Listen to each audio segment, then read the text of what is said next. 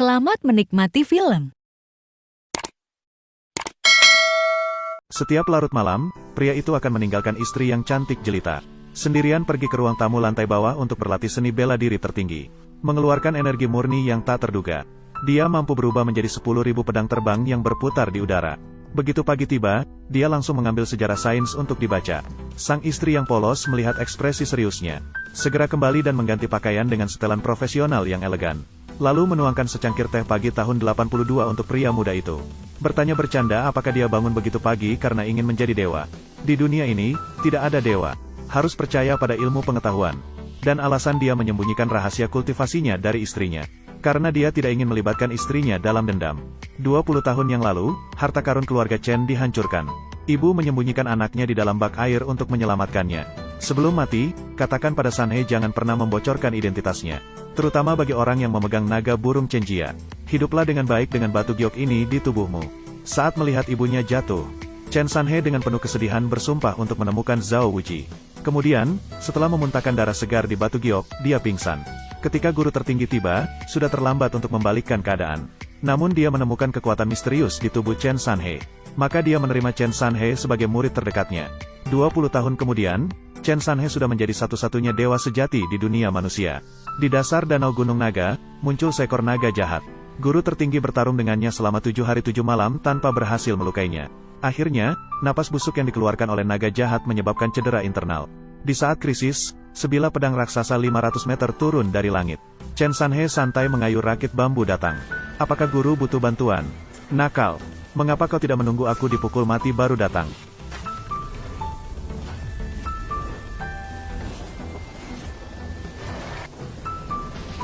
Aku, Chen Sanhe, memiliki pedang yang bisa mengangkat gunung, memutuskan sungai, menggulingkan laut, mengalahkan setan, menaklukkan iblis.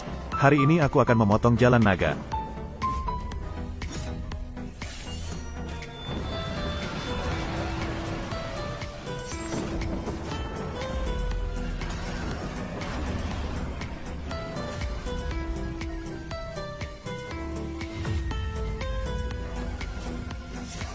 Selesai bertarung, pulang. Melihat murid tercinta yang suka terlambat membuatnya malu. Guru langit langsung menghukumnya menyapu lantai selama sebulan. Chen Sanhe sambil menyapu mengkritik guru sebagai orang pelit. Tidak bisa mengalahkan naga setan tapi masih mengeluarkan kemarahan padanya. Saat itu, ratusan mobil mewah datang dari bawah gunung. Kepala keluarga Jiang datang ke Gunung Naga Harimau dengan membawa putrinya untuk mencari bantuan. Melihat Chen Sanhe sedang menyapu, dia mendekat dan bertanya tentang keberadaan guru agung. Ada apa dengan kalian? Ayah aku terkena penyakit aneh. Mencari dokter terkenal di dalam dan luar negeri. Semuanya tidak bisa berbuat apa-apa. Mendengar bahwa guru langit memiliki keahlian medis yang tak tertandingi. Khususnya datang mencari pengobatan. Ayah, apakah kamu benar-benar berniat datang? Mencari pengobatan dan bertanya di kuil. Ya, tuan rumah dan para biksu ini. Hanya tahu beribadah tanpa tujuan. Dia tidak tahu apa-apa tentang kedokteran. Ya, ketika sakit harus mencari dokter. Mengapa datang ke kuil kami? Apa yang kamu tahu? Guru langit tidak hanya ahli dalam ilmu agama, tetapi juga memiliki keahlian medis yang tak tertandingi. Tuan, jangan sama sekali dengan mereka. Tolong sampaikan pesan kami. Tidak bisa disampaikan. Guru langit sangat sibuk, tidak menerima tamu. Ayah tuan benar-benar tidak bisa bertahan. Tolong sampaikan pesan kami. Melihat betapa patuhnya kepada orang tua, Chen Sanhe juga membantu mendiagnosis penyakit kakek. Kemudian mengeluarkan botol berisi pil penyembuh. Tanpa peduli apakah kakek percaya atau tidak, dia langsung pergi. 3 orang itu tentu tidak percaya pada Chen Sanhe yang memberi obat tanpa pemeriksaan. Kakek merasa bahwa guru langit adalah satu-satunya harapannya. Jadi ingin mengejar Chen Sanhe untuk meminta bantuannya dalam merekomendasikan. Tapi kebetulan melihat Chen Sanhe sedang terbang dengan pedangnya. Ayah, di mana pendeta tadi? Terbang. Terbang kemana? Lihat. Oh, aku mengerti, Tuan. Apakah kamu juga merasa bahwa pendeta kecil, bukan? Ambil saja sembarangan. Tidak tahu apa-apa. Mari kita bawa kembali ke Tuan Jiang. Sungguh merugikan orang. Berikan benda ini padaku. Aku akan membuangnya. Diam. Hingga saat ini, mertua sangat percaya pada Chen Sanhe. Segera membawa pil penyembuh kembali untuk menyembuhkan kakek. Di sisi lain, Chen Sanhe menemui kakek dewa. Mengajukan permintaan untuk turun dari gunung dan meninggalkan dunia duniawi. Guru melihat bahwa sekarang dia tak tertandingi di dunia. Maka setuju dengan usulnya untuk turun dari gunung. Kemudian mengeluarkan surat pernikahan Tian Dao yang telah disepakati dengan keluarga Lin untuknya. Dengan demikian, Chen Sanhe terbang dengan pedangnya dan tiba di rumah Lin. Adegan ini kebetulan dilihat oleh sekretaris keluarga Jiang. Saat itu kakek Jiang sudah meminum pil besar 9 putaran. Terus mengeluarkan energi matahari murni. Tiba-tiba matanya bersinar emas. Tuan Jiang melihat ini dan segera pergi ke Gunung Naga. Sekarang sekretaris memberitahu Chen Sanhe tentang pesta di rumah Lin. Setelah mengetahui hal ini, kakek Jiang memimpin seluruh keluarga Jiang untuk pergi mengucapkan terima kasih secara langsung. Di sisi lain, Chen Sanhe mengeluarkan surat nikah untuk memenuhi janji pernikahan di rumah Lin. Namun keluarga Lin, yang kini kaya raya, menolak untuk mengakui. Tunangan itu bahkan meminta bantuan dari paman besar Chen Sanhe. Tanpa menyadari betapa kuatnya, Jiang Yunting sangat sombong. Untuk tampil baik di depan Lin Jiao, langsung menelpon dua ahli utama keluarga Jiang untuk datang. Meskipun dihadapkan dengan dua ahli bela diri, Chen Sanhe tidak terlalu memperdulikannya. Mereka mengancam bahwa bahkan satu jari mereka pun tidak sebanding. HMPH, aku malah ingin melihat tulangmu. Apakah mulutmu tetap keras?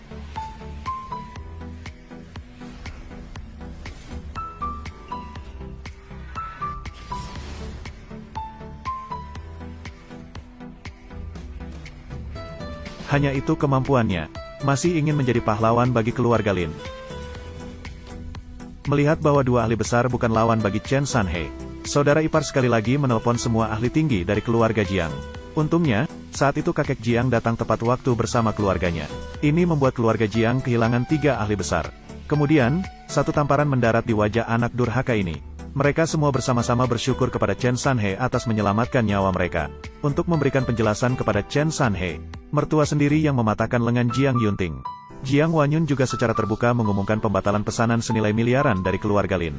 Melihat keluarga Jiang begitu jelas membedakan urusan pribadi dan publik, Chen Sanhe juga menyetujui permintaan kakek Jiang untuk tinggal sementara di rumah mereka. Pemimpin kecil. Aku tidak kecil. Oh, jadi, bagaimana kami seharusnya memanggilmu? Di dunia duniawi, panggil saja namaku. Chen Sanhe. Baiklah, Tuan Chen. Kamu semua di Gunung Naga Harimau. Memang ada harimau tersembunyi dan naga terbaring. Aku yakin, kamu juga seorang ahli pengobatan yang ulung, bukan? Jangan repot-repot lagi ya. Tolong periksa kakekku. Lihat apakah dia baik-baik saja. Apakah ada efek samping yang tersisa. Kakek Jiang minum obat yang aku buat. Pil besar 9 putaran. Sudah tidak akan sakit lagi. Setidaknya bisa hidup 50 tahun lagi. Orang-orang, ternyata masih ada rasa bangga. Bahkan percaya pada diri sendiri. Kakek, Xiao Wu ingin aku menandatangani kontrak. Aku keluar sebentar. Kalian bisa berbicara. Wanyun, segera selesaikan urusannya. Kembali dan minum teh bersama Tuan Chen.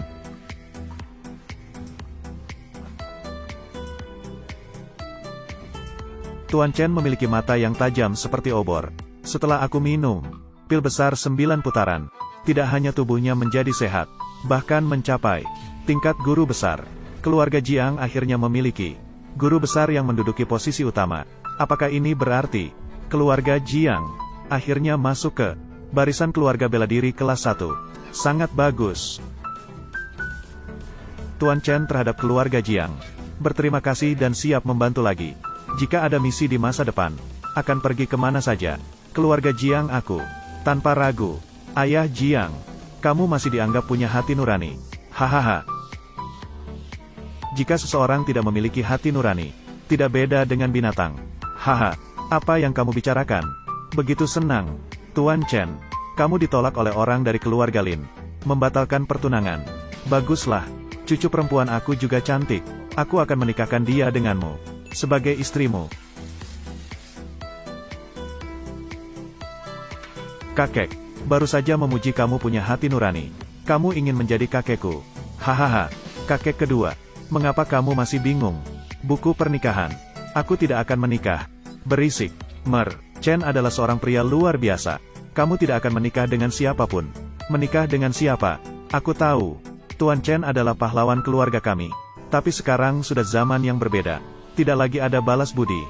Menikah sebagai balas budi. Nasibnya jelas terkait dengan keluarga Zhao. Nasib tidak cocok. Namun terus terjerat. Apakah akhirnya takdir? Dipaksa oleh keluarga Zhao untuk menikah. Menjamin keselamatanmu seumur hidup. Malah sesuai dengan takdirku. Seperti naga dan Feng Huang bersatu. Aku sudah menghitung.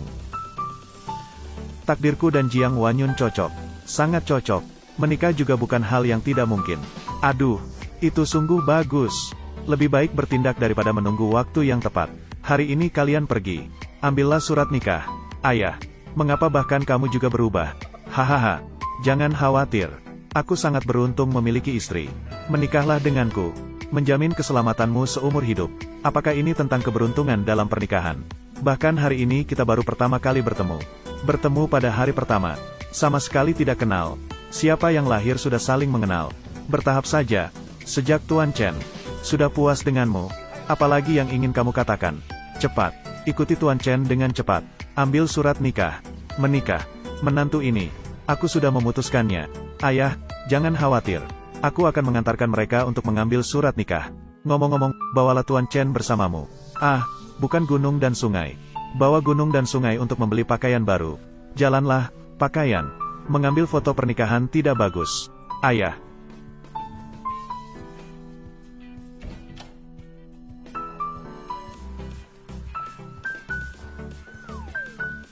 Hahaha, ayah. Bagaimana? Sudah mengurus surat nikah belum? Sebenarnya, kantor urusan sipil sudah tutup. Tapi aku sudah mencari orang. Meminta mereka lembur. Sekarang, gunung dan sungai sudah menjadi milik keluarga kita. Menjadi menantu yang baik. Baiklah. Sangat bagus, sangat bagus. Hahaha. Ambil ini. Oh, kakek, nak, aku sudah menyiapkan rumah baru. Tapi perlu waktu untuk renovasi. Butuh beberapa bulan. Selama waktu ini, kamu tinggal di sini saja. Cepat naik ke atas. Masuk ke kamar pengantin. Kakek, aku baru mengenalnya hari ini. Karena baru mengenal hari ini, sebaiknya segera memperkuat hubungan. Aku, tapi berharap untuk memeluk cucu. Benar. Kalian harus bekerja lebih keras.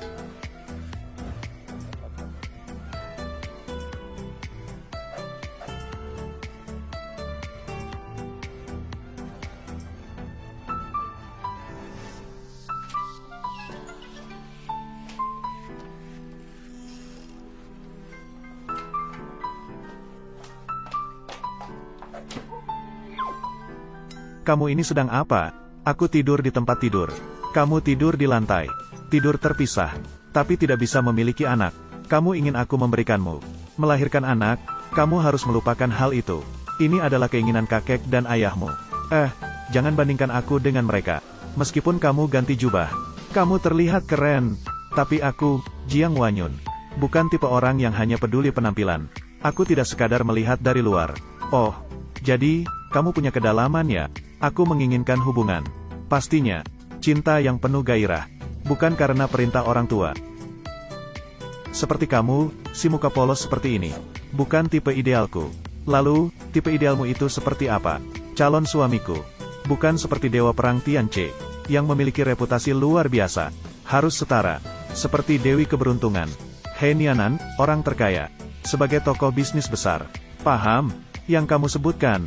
Aku kenal mereka. Mereka adalah muridku. Kamu terlalu banyak bual. Dewa Perang Tianche dan He Shoufu. Mereka adalah tokoh luar biasa. Kamu berani jadi gurunya. Aku adalah guru agung Zizun. Terima dua orang jenius sebagai murid. Sangat masuk akal bukan? Kalau bukan karena kamu menyapu di Gunung Naga Harimau. Mungkin aku benar-benar percaya. Siapa bilang guru agung tidak bisa menyapu lantai? Tadi kamu bilang pil besar 9 putaran. Saat kamu membuatnya, aku seharusnya membongkar kamu. Dunia para kuat. Kamu masih belum mengerti. Nanti, kamu akan tahu perlahan-lahan. Cepatlah tidur di lantai. Kamu punya segalanya dalam mimpi. Hei, kemana kamu pergi? Manusia dilahirkan antara langit dan bumi. Tidak boleh merasa rendah di hadapan orang lain. Apakah kalimat ini digunakan di sini? Identitas aku. Kamu membuat aku tidur di lantai. Itu adalah penghinaan terhadap aku. Aku pergi ke ruang tamu.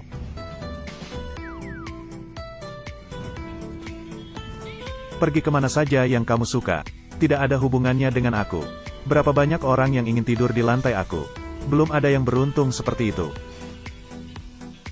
Aku khawatir tentang kakek dan ayah. Melihat dia tidur di ruang tamu. Sulit dijelaskan. Sama sekali bukan karena khawatir tentang dia. Ruang tamu akan dingin. Begitulah adanya.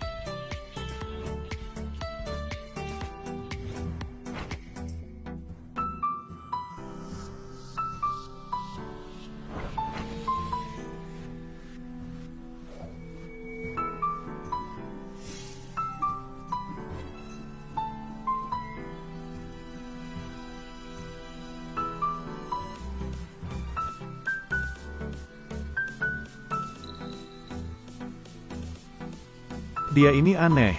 Sedang apa? Apakah kamu sedang berlatih seni bela diri? Melompat ke subjek 3.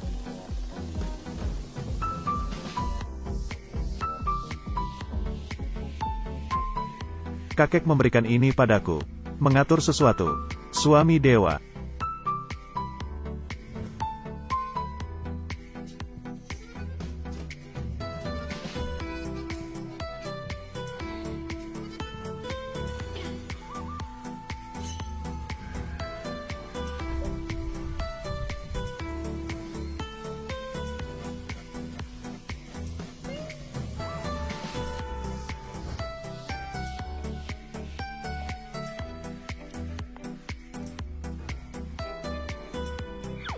Hei, kemarin kamu sedang apa? Berbicara tentang hal-hal gaib. Kamu tidak mungkin sedang berlatih seni bela diri, kan? Di dunia ini tidak ada dewa. Harus percaya pada ilmu pengetahuan. Kamu seorang praktisi seni bela diri. Masih mempelajari ilmu pengetahuan. Bagaimana? Ingin melanjutkan studi yang disebut astronomi dan geografi. Yin Yang Bagua. Tidak bertentangan dengan seni bela diri dan ilmu pengetahuan ini. Pada dasarnya tidak bertentangan.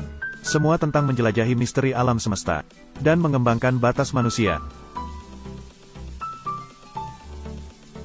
Sayang, hei, berhenti panggil begitu. Tidak tahan sedikit pun. Merinding. Panggil aku Wanyun saja. Kamu harus terbiasa dengan panggilan ini. Kita berdua sudah menikah. Wanyun dari keluarga Zhao di utara. Kamu tahu berapa banyak? Kamu mencari tahu tentang keluarga Zhao di utara untuk apa? Apakah kamu pikir membersihkan Longhou Mountain tidak menarik? Ingin pindah ke keluarga Zhao? Pindah. Aku ingin menghancurkan keluarga Zhao. Kamu bercanda kan? Cepat katakan padaku. Kamu sedang bercanda. Anggap saja aku sedang bercanda. Ceritakan tentang keluarga Zhao di utara. Sebaiknya kamu benar-benar sedang bercanda. Keluarga Zhao di utara adalah keluarga seni bela diri kuno paling elit di Daxia. Bukan hanya memiliki kekuasaan yang besar, tetapi juga banyak ahli. Katanya, hanya jumlah Grandmaster saja. Tidak bisa dihitung dengan 2 tangan. Leluhur keluarga Zhao bahkan melampaui Grandmaster. Sudah lama mencapai puncak tingkat Abaodan. Ada lagi burung besar musim panas. Senjata ilahi ini. Dia membawa naga burung Daxia bersamanya. Aku juga tidak tahu. Aku juga tidak terlalu jelas tentang detailnya. Keluarga Jiang dan keluarga Zhao kita tidak berhasil bekerja sama. Aku juga tidak punya kesempatan untuk berhubungan dengan ahli kuat tingkat atas seperti ini. Keluarga Jiang tidak berhasil bekerja sama dengan keluarga Zhao. Lalu mengapa kemarin, saat meramalkan untuk Jiang Wanyun, nasibnya akan terkait dengan keluarga Zhao secara rumit dipertautkan? Halo, apa? Tidak mungkin. Mei Yunting, aku harus pergi sebentar. Pesan makanan untuk sarapan sendiri. Apakah kamu butuh bantuan aku? Apakah Anda memerlukan bantuan aku? 3. Urusan bisnis. Kamu bisa membantu apa dan pergi? Sepertinya, dia mengalami masalah besar.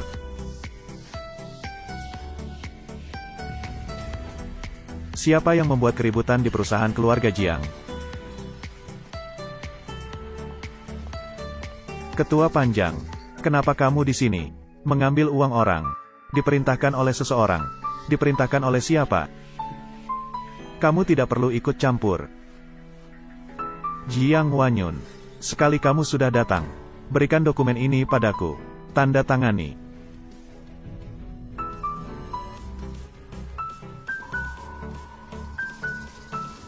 Perjanjian transfer saham. Mei Yunting. Apakah kamu ingin aku melepaskan semua saham perusahaan keluarga Jiang untuk ditransfer kepadamu tanpa biaya? Nona Jiang. Perjanjian transfer saham hari ini. Jika kamu tidak menandatanganinya, aku akan menghajarmu sampai mati. Ketua, kondisi kesehatan kakekku sudah baik sekarang. Keluarga Jiang kami juga tidak bisa diintimidasi. Hai Ketua Long. Dia sedang mengancammu. Aku benar-benar tidak menganggap orang tua itu Jiang Wanhao dianggap serius. Ayo, pertama-tama hancurkan sekretaris ini. Lumpuhkan lengannya untukku. Jangan maafkan aku. Lepaskan Xiao Wu.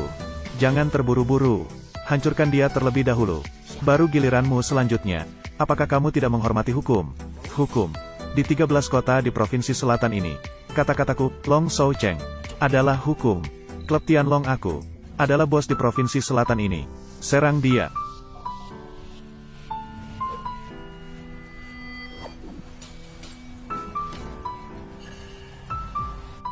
Aku akan melihat seberapa kuat provinsi selatan ini. Berapa banyak kekuatan yang dimiliki. Chen Sanhe, cepat pergi. Kamu masih berani muncul. Presiden Panjang. Dia yang melukai. Orang yang melukai Jiang Shao. Dia adalah Shao. Pendeta busuk yang selalu mengejar. Bunuh dia sekarang. Dia bahkan memberikan dirinya sebagai hadiah. Anak muda, apakah kamu akan bunuh diri? Atau haruskah aku membiarkan orang untuk mengirimmu ke neraka? Chen Sanhe, cepat pergi. Long Shoucheng adalah ketua Tianlong Hui. Kamu tidak bisa mengatasinya. Jangan khawatir, aku di sini. Langit tidak akan runtuh. Aku adalah istri Chen Sanhe. Tidak sembarang orang bisa dipermainkan. Ketua Naga, kamu melihatnya kan? Anak ini, dia tidak menganggapmu serius. Memberikanmu pilihan yang memuaskan. Kamu jangan salahkan aku. Ayo, bunuh dia.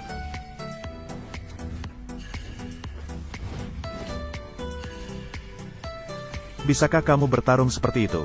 Mereka terlalu lemah. Aku benar-benar tidak tahu.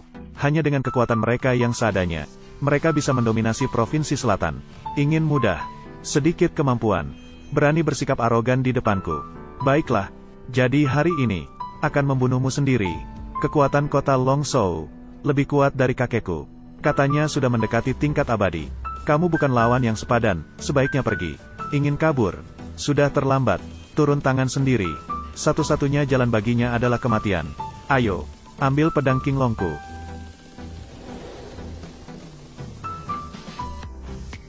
Chen Sanhe adalah suamiku. Jika kamu berani menyentuhnya hari ini, aku, Jiang Wanyun, akan melakukan segalanya. Bergabung dengan kalian Tianlong Guild. Sampai mati. Maka aku akan membunuh anak muda ini terlebih dahulu. Aku ingin melihat bagaimana cara sampai mati yang sebenarnya.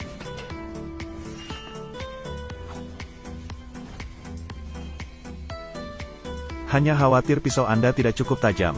Chen Sanhe, ketua naga memiliki pedang King Long ini. Tetapi terbuat dari besi meteor luar angkasa.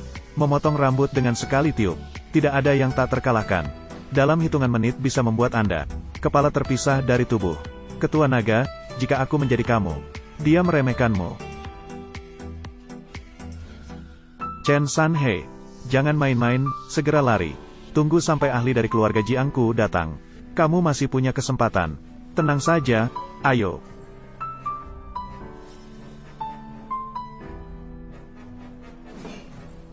Potong ke sini. Lihat apakah bisa dipotong. Chen Sanhe, kamu gila. Ketua naga, jika aku menjadi Anda, aku pasti tidak akan tahan. Ini terlalu sombong. Aku besar begitu. Tidak pernah melihat orang sebegitu sombong. Barang kacau balau. Mencari kematian. Janganlah.